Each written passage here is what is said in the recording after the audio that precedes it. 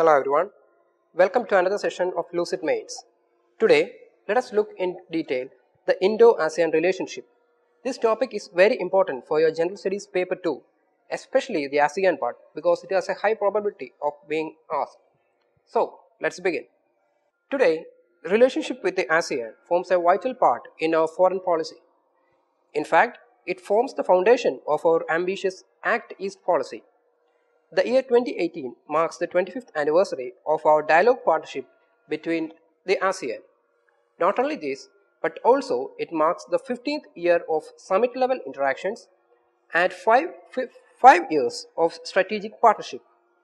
Also, the fact that the leaders of ASEAN countries were chief guests for our 69th Republic Day celebrations highlight the level of consideration that India gave to the ASEAN. Now, let us look into what the ASEAN actually is. The Association of Southeast Asian Nations, or the ASEAN, is a regional intergovernmental organization with 10 member nations.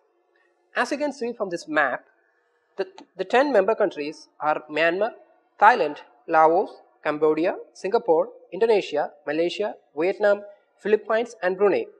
Now, from the prelims perspective, it is strongly recommended that aspirants remember these member nations because they may ask questions from this. Okay, coming back. The creation of ASEAN was motivated by a common fear of communism. So evidently, ASEAN forms a part of the Cold War geopolitics. Initially, the organization was called the Association of Southeast Asia. Later on, in 1967, the ASEAN was formed through the Bangkok Declaration, also called the ASEAN Declaration. Like most regional groupings, the ASEAN seeks to promote cooperation and integration of its member nations in various matters like economy, polity, security, military, education, and socio-cultural aspects. Now, let us have a quick look at the history of Indo-ASEAN relationship.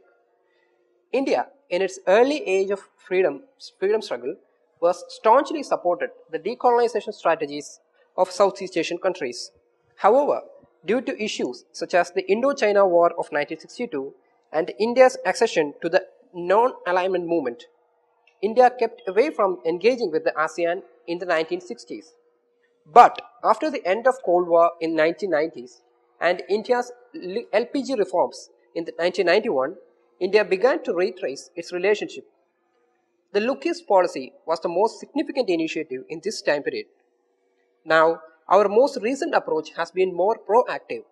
This is evident from our shift to the Act East policy since the 2010s. Now, let us see why India needs ASEAN. For our mains perspective, topics like these are most important. So, let's take a note. Okay, so from economic perspective, ASEAN is India's fourth largest trading partner. We import large quantities of agricultural products and machine goods and export mostly services.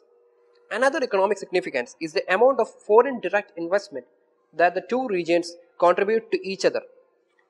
For instance, India's ONGC Videsh, which is the offshore branch of ONGC, has been collaborating with Vietnam for oil explorations in the South China Sea. Now, this has an economic significance as well as a strategic one. Moving on to the strategic part, the most important strategic concern for both regions is to counter the Chinese growth.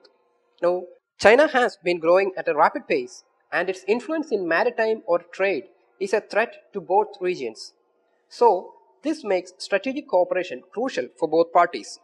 Next, for India, ASEAN is a much needed ally for developing our northeastern regions.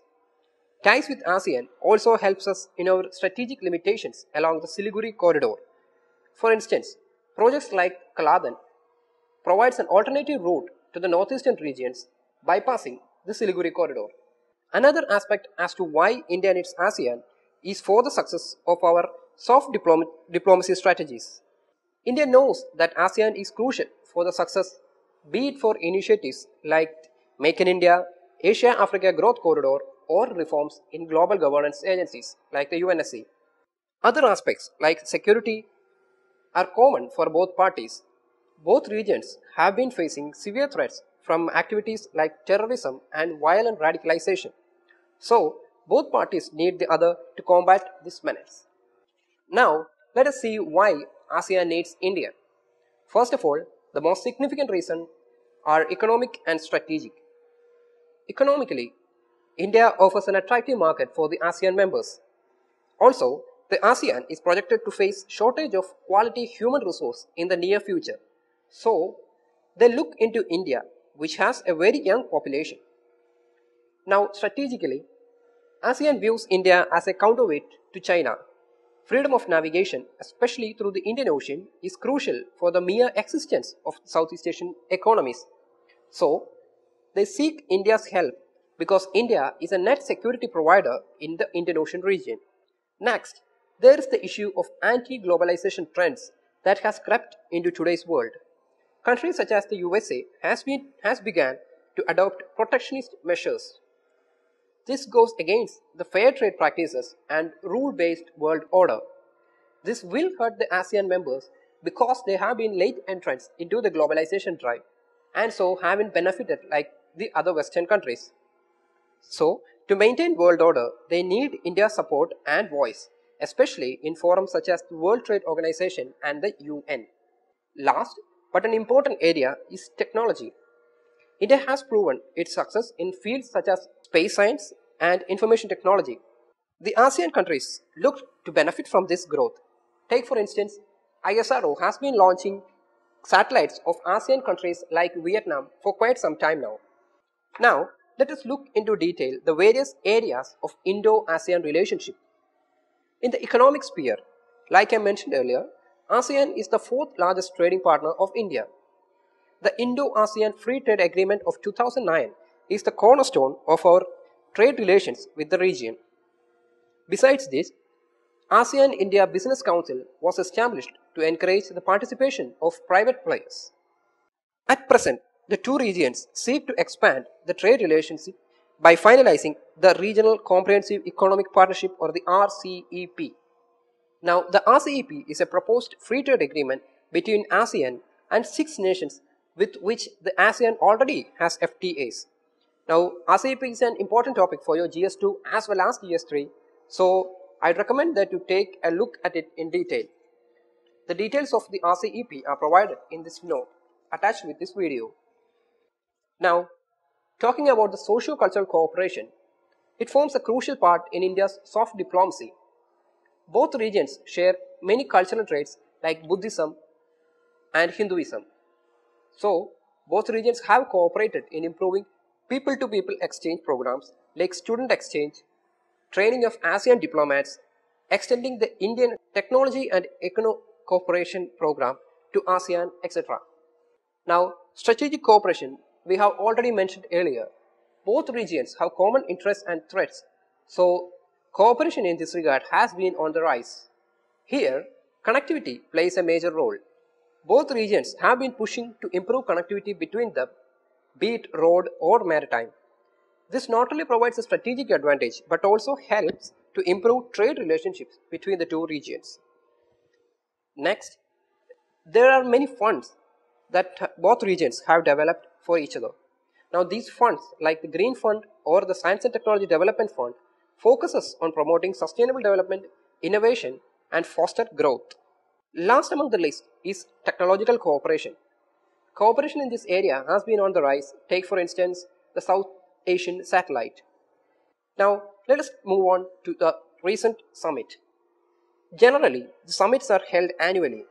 However, 2018 was different because 2 summits were held that year. Why? This was because 2018 marks the 25th anniversary of Indo-ASEAN cooperation. So, a special summit was held at New Delhi to commemorate this event. The most notable outcome of this summit was the joint statement by the member nations called the Delhi Declaration. The declaration talks about various matters such as sustainable development, improving maritime cooperation, increasing bilateral financing, supporting cybersecurity initiatives, etc. But the most important point is that for the first time, the summit mentioned about cross-border movement of terrorists and also affirmed their commitment to counter it. This is advantageous for India because now India can enhance her actions against northeast insurgents who use ASEAN countries like Myanmar and Laos as safe havens. This summit was held just before our Republic Day. Later on in the year, a breakfast summit was held in Singapore. Since this summit was largely a formality, it did not have any notable outcome. However, it did reaffirm the commitment towards the prosperity of Indo-Pacific region. Now, let us look into the concerns that plagues the Indo-ASEAN relationship. The most important among this is the large trade deficit India has with the ASEAN countries like Indonesia. With RCEP near to being finalized, the critics have argued that this deficit is going to increase. Next up, even though ASEAN is skeptic of China, the role of China in ASEAN is quite large. China has made large investment in the ASEAN nations. Also, they have around 4 times the trade with ASEAN than India has with ASEAN. Because China has a strong presence in the Pacific Ocean, ASEAN countries cannot simply ignore China. So, China is always a constraint to develop meaningful relationships with the ASEAN. Next concern is the slow pace of Indian investment. This issue is common for India, be it in Africa or Central Asia. Projects funded by India, such as roads, ports, etc., take long time to complete. However, China is quick in this regard. So, obviously, investors and business attraction goes towards the Chinese. Now, on a political level, most ASEAN members have expressed their desire for India to take an active role in the region. However, New Delhi has so far been reluctant to take this proactive role. Also, conflicts with member states, like the Rohingya crisis with Myanmar, further complicate the relationship. Another part of concern is the inactive diaspora. Unlike the Indian diaspora in USA and UK, those in the ASEAN nations are relatively weak. Now, let us look into the future. It is agreed by all that the pivot of global geopolitics is soon to shift to the Indo-Pacific region. So, India needs to step up her role here, especially in dealing with the ASEAN. This can begin by steps like faster completion of projects or establishing dedicated departments for ASEAN relations. But while stepping up, India should also make sure that her interests are safeguarded, for instance, in the negotiations of the RCEP talks. Besides these, cordial relationship with other nations are also essential. Today's geopolitics is based on a cobweb of alliances. So, India should focus on strengthening her ties with the Gulf countries and the Central Asian countries if she is to become a leader in the Asia Pacific. Thank you.